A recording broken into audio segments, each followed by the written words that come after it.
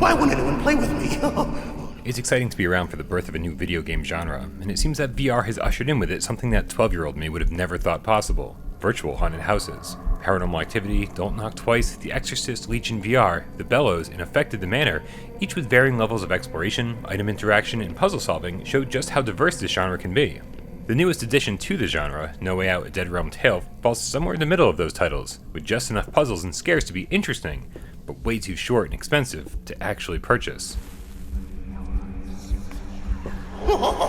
Checkmate!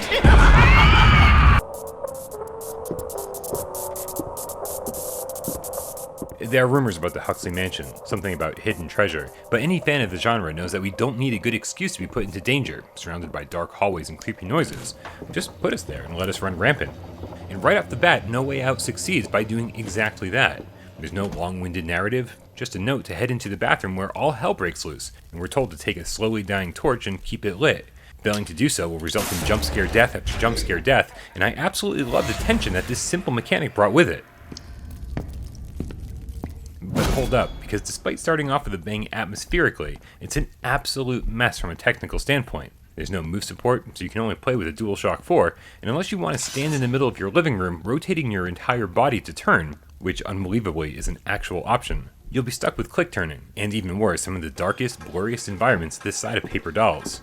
None of the screenshots on the PlayStation Store are even remotely representative of the PSVR version, and since there's no non-VR version, I can only imagine that these are stills from a high-end PC, or more likely, just renders that are supposed to be representative of the final game. I said no talking in the library! Blood! Sadly, two of the things that plague the haunted house genre rear their ugly head here as well.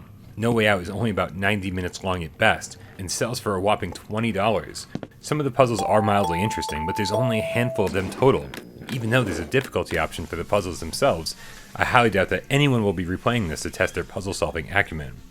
But most disappointingly, after the pretty entertaining first few minutes I described, No Way Out devolves somewhat into a pretty generic horror game, which isn't terribly scary, and relies far too heavily on trial and error, where you simply don't know what you're doing wrong until you've died 10 times over, killing any of the fun you might have been having.